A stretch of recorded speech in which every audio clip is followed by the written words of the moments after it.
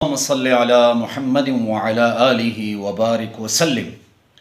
لاکھوں کروڑوں درود و سلام امام الانبیاء شافع محشر محمد مصطفیٰ احمد مجتبیٰ صلی اللہ علیہ وسلم اور ان کی آل طیبین طاہرین پر۔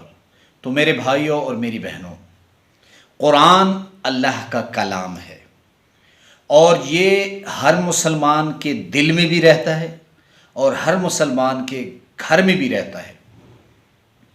اربوں مسلمان ہیں، اربوں میں سے شاید ہزاروں مسلمان شاید ایسے ہوں گے جو قرآن کی تلاوت نہ کرتے ہوں، باقی اربوں مسلمان جو ہیں وہ قرآن کی تلاوت کرتے ہیں۔ تو قرآن کے کچھ مسائل ایسے ہیں جنہیں جاننا ضروری ہے۔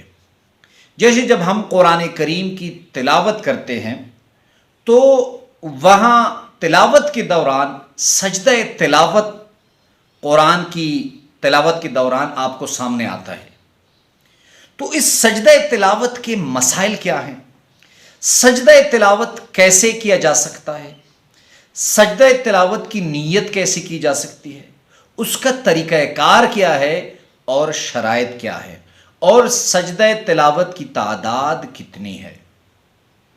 تو یاد رکھیں، قرآن میں جو سجدے احناف یعنی امام ابو حنیفہ رحمۃ اللہ علیہ کے نزد مسلمانوں پر واجب ہیں وہ سجدے 14 ہیں، اور یہ سجدے کرنا ہر مسلمان پر جو تلاوت کرے اس پر بھی واجب ہے، اور جو خود تلاوت نہ کرے گھر میں کسی اور کی تلاوت سنے، سجدہ تلاوت کی آیت سنے تو اس پر بھی سجدہ واجب ہو جاتا ہے۔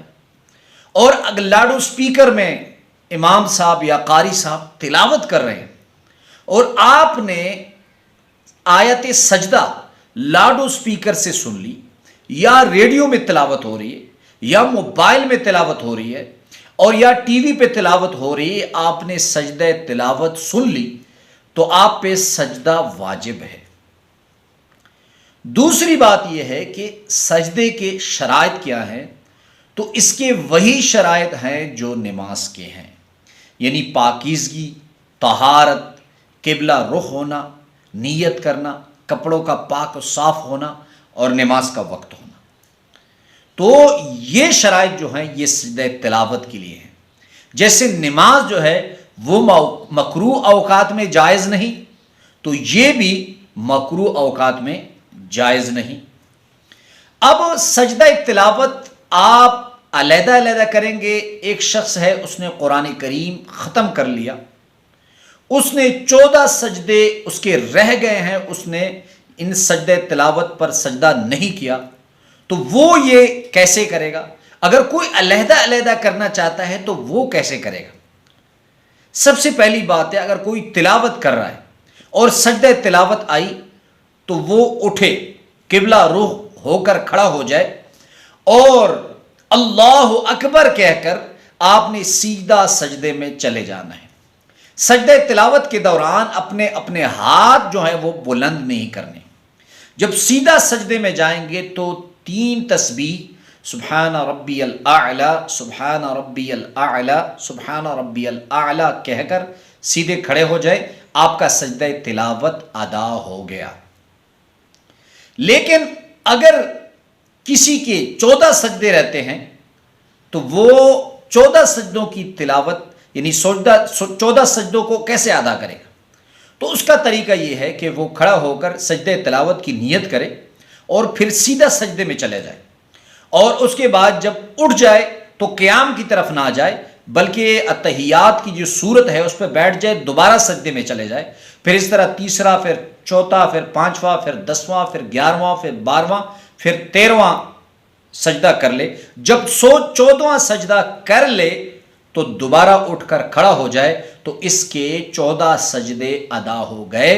لیکن یاد رکھیں اس میں تسبیح جو ہے وہ مستحب ہے، سبحان ربی الاعلی کی وہ ضرور کرے، اور قیام جو ہے وہ سجدے میں مستحب ہے۔ اگر کوئی بیٹھ کر سجدہ کرنا چاہے تو بھی کر سکتا ہے۔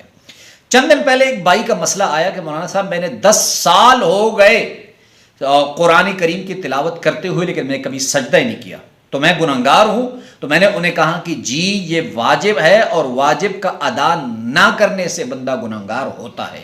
تو اس نے کہا کہ اب 10 سال کے سجدے میں کیسے کروں؟ تو میں نے کہا آپ اندازہ لگائیں کہ آپ مہینے میں کتنے قرآن ختم کرتے ہیں؟